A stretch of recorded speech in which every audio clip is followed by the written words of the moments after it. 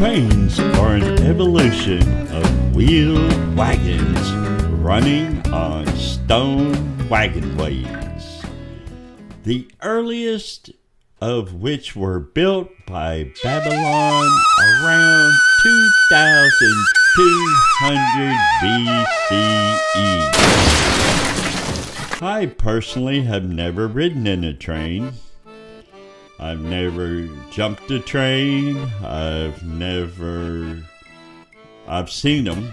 I've stopped for them and they've gone by, ding, ding, ding, ding, and all that stuff. But I really don't know anything about trains until I did this research. And I'm sure many of you have ridden on trains. I wished I had a bullet train, any kind of train, Amtrak. But apparently there's not much train riding around going on in America. Or at least I haven't done it. I know there's people that have, but when I go to take a trip, I pull out my phone and I'm instantly got a hotel and an airplane flight. So maybe in this documentary, we'll find out why Americans don't ride in trains. But until then, we'll just have to ride around in our cars and our big F-154 pickup trucks. All right. Starting in the 1500s, wagonways were introduced to haul material from mines. From around 1790s, stronger iron rails were introduced. Following early developments of the second half of the 1700s, in 1804, a steam locomotive built by British inventor Richard Trevithick powered the first ever steam train. Outside of the coal mines, where fuel was readily available, steam locomotives remained untried until the opening of the Stockton and Darlington Railway in 1825. British engineer George Stephenson ran a steam locomotive named Locomotion Number 1. Locomotion Number 1. It's the coolest locomotion. Okay, on this 40-kilometer, which is 25 miles for all you Americans, long line, hauling over 400 passengers. Hey, that's the same amount as a 747 at up to 13 kilometers, which is 8 miles per hour. The success of this locomotive and Stephenson's rocket in 1829 convinced many of the value in steam locomotives.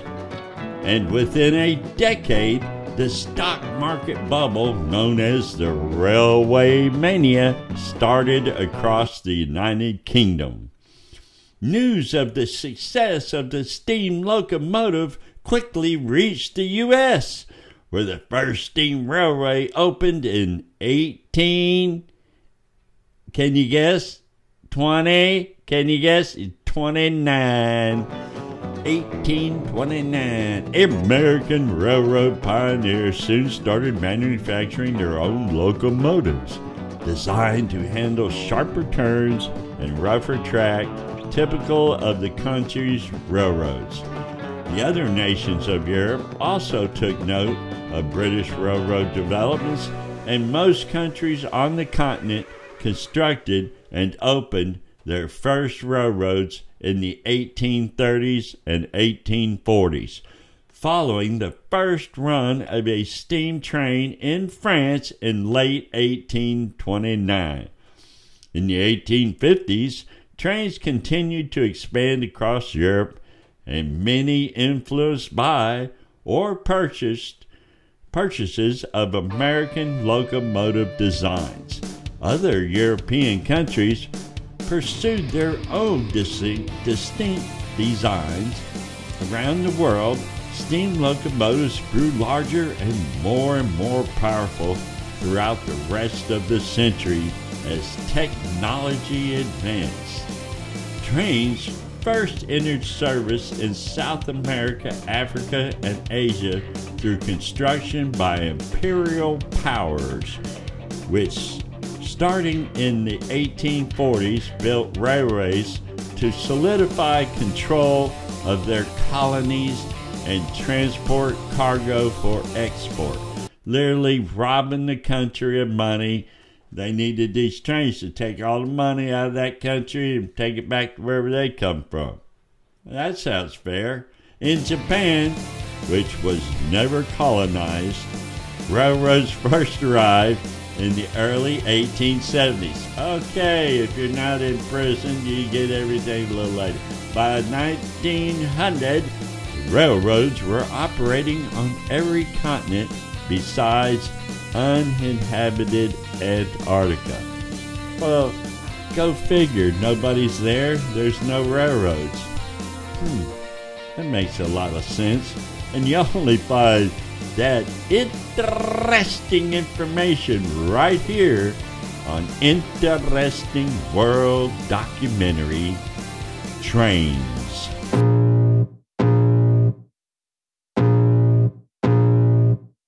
I can feel the blood creeping up from the heathens. Got will, got fight, got pride, got reason. If they wanna go eat, then you know I'm gon' feed them. If you're coming for me, hope you're ready for a demon. I got eyes in the back of my head, I'm seeing. Take me for granted and you know I'm leaving. I'ma take what's mine with the webs I'm weaving. I could take this crowd from seeing to believing. Got a taste for blood and my tongue keeps bleeding from the words I spit. So sharp, so freezing, so cold. Behold, frostbite they feeling. I could tear you apart or I could go heal them. Don't believe in fate, don't believe in ceilings. I just need a taste and my mind starts peeling. I don't pace myself, I grind on kneeling. Got lust for change, I just love the feeling. I ain't gonna give up. Got too little time, I'ma live up. Head down, push forward through the tough times. Cause anything worth doing is a tough climb. And I ain't gonna give up. Got too little time, I'ma live up. Head down, push forward through the tough times. Cause anything worth doing is a tough climb. Cause I'ma live life for the fight, yeah, I'm here to get it. I got drive, got sight, always have a vision. I go by at night, I be in my feelings. I'ma be fine, need time, and I'll soon be winning. I live life for the fight, yeah, I'm here to get it. I got drive, got sight, always have a vision. I go by at night, I be in my feelings. George Westinghouse had invented the air brake, a self-monitoring, fail-safe way to make railroading a safe proposition for investors to continue to support the railroad industry. George Westinghouse is an amazing individual who had achieved all of this at the bright young age of 23. I have no idea at what time he came up with the idea or started developing the engineering for it, but at 23 he did a demonstration. So certainly he was very, very young when he came up with this. And there are other components that are critical and crucial for the safety and the progress of trains. But I feel, and so does the rest of the world, that the uncontested demonstration and viability of the air brake belongs to George Westinghouse alone. The other components are bogies, or what some refer to in America as trucks. We have, like I've demonstrated in my other documentary trucks, there's little teeny weeny trucks that look like these bogies. And then there's big ones that carry trains. Wow, I know. Okay, so there's couplers, and that's kind of goes without saying what that is. And there's warning devices. The old trains had steam whistles, which were very high-pitched shrill. I can't do it. But the new ones have these low-pitched air horns, and they will just scare you right out of your seat. I mean, you might have a wreck just from being scared from the horn. It's an amazing thing, this train industry. The guy who drives it is not called a railroad or locomotive driver. He is an engineer. And these trains, they get scheduled. They're dispatched. And that makes some safety. That's the other thing I was talking about earlier. It's not just the brakes. It was the dispatching and organization of all of these trains. Who's going this way, go that way. And somebody, a person, had to say, okay, Fred, you take off now. And no, they're not going to hit Thelma down the road. Yeah, they're still working on that. But that's a whole completely different video. Maintenance, entire cities have been built just to maintain the railroad. I'm not kidding. I could list them, but I'm not going to. Google it if you don't believe me. The crew? Yeah. The conductor, just like in music, he's in charge of everything, like the captain of a ship. I don't care if it anything to do with this train, the cargo, the cab, everything, the track, the air around it. That all belongs to the conductor. Yeah, trust me. And the brakemen, yeah, we still got them. You know what they do? They set the brakes. I told you there's a one system, self-monitoring, fail-safe. That's true. You only need air brakes. One problem. When you park them, maybe you don't really want to park it. Maybe you just want to make sure it don't move. I know this don't make sense because I'm not a railroad guy. But somehow there's still handbrakes on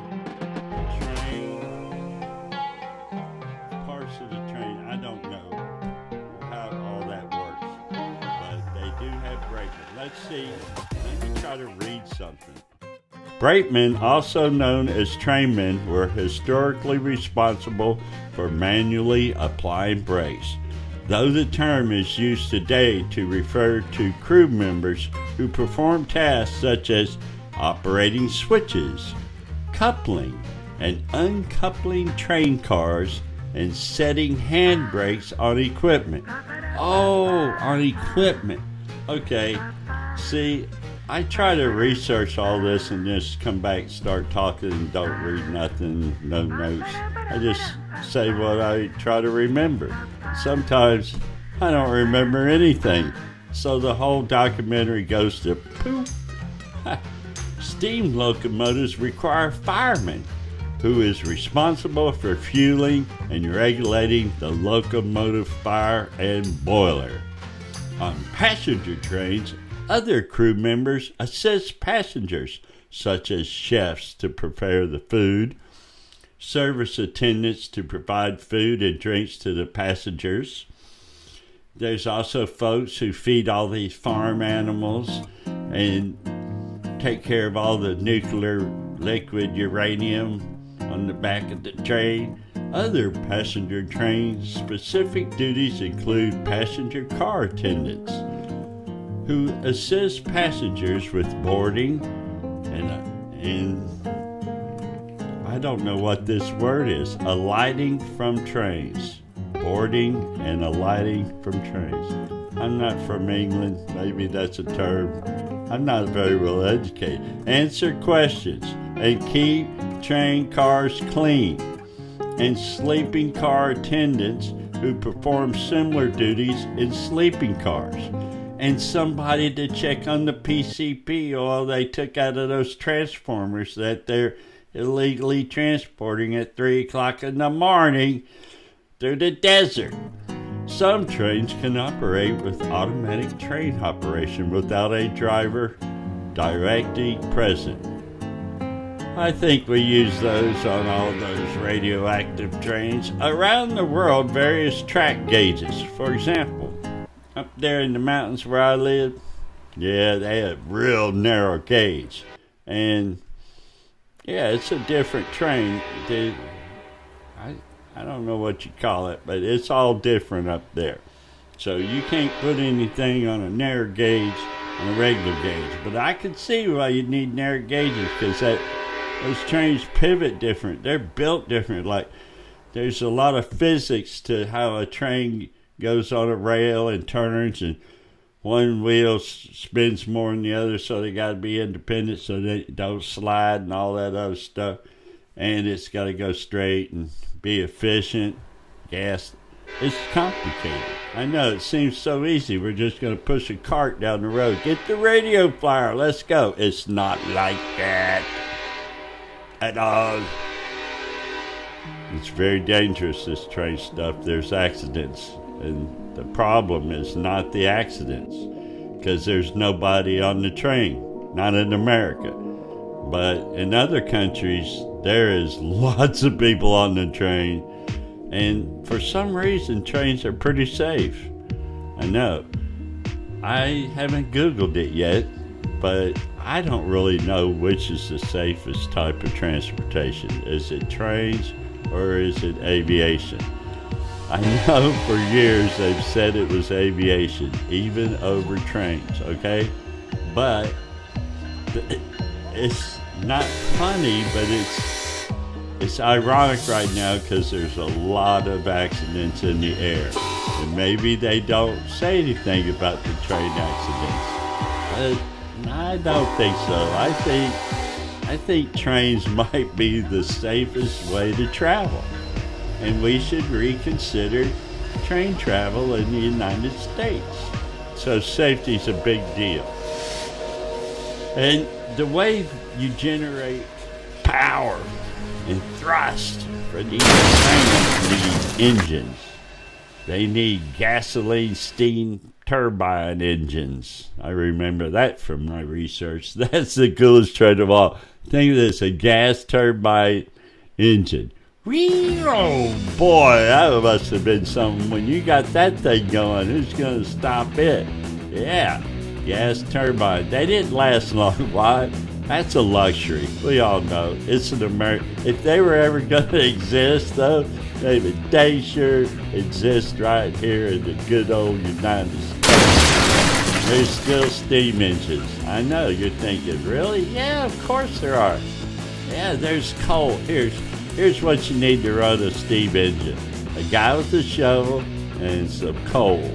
And they literally, where the coal mine was, they literally take the coal right out of the mine and put it in the train to get the coal out of there. The coal got them in and out. Once they got to the coal, see, you can go in. Yeah, you can go in with a regular train, but you're coming out with a coal train, a steamer. Yeah, very economical there. But, of course, diesel wins anywhere you're not at a coal mine. If you are not directly at the coal mine, you need to buy diesel. You think the future's electric? Certainly, yes. Here's why. The electricity comes from the tracks or from overhead, like a tram. Yeah, we all love trams. They're amazing. And I think a lot of people have written them, but there's long distance trains everywhere but here. Maybe they are in the United States. I'm an American citizen. 16 years old, and I have never even seen a passenger train before. I mean, I'm sure they exist. I don't know where. They claim they're in Florida.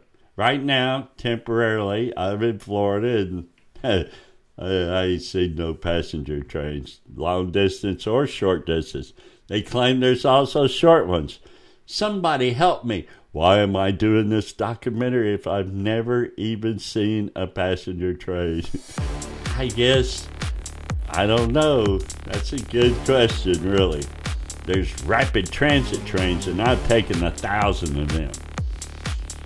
Yeah, rapid transit, you just get on them. They're still moving while you're trying to get on the damn thing. Whew, here we go.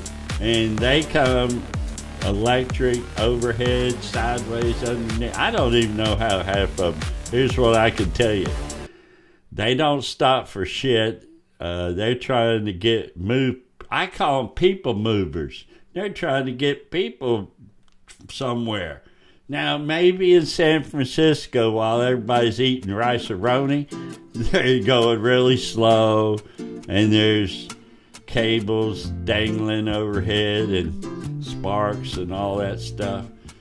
Yeah, maybe that's happening, but not in Atlanta. Here's how it works in Atlanta. You want to go somewhere?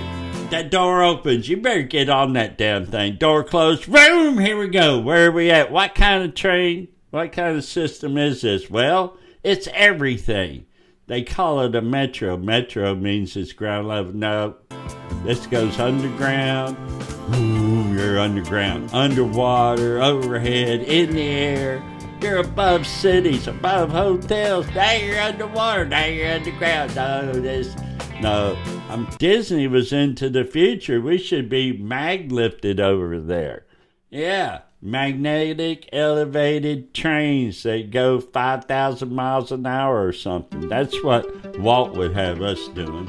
But yeah, everybody else is wanting us to do mine trains like we're in a coal mine, or armored train like we're in the military, or some kind of crazy stuff like that.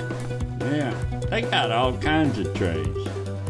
Funiculars, pulley systems, yeah, ropes, rubber tire trains. Rubber tired. Now, I want to know something, folks. Do you spell tired T-Y-R-E-D? Tired. Or is tired T-I-R-E-D? But what if you are tired from changing tires? How do you spell all them tired out things? Freight trains. I prefer trains that do both. People and freight. That way if something happens, you can go back to the freight and get you something to eat if you're hauling oranges or frozen stuff. Or pizza, a pizza train. That's the greatest idea I've ever come up with. I see them down the hall, all those memories of you and I. Oh, it's only pictures.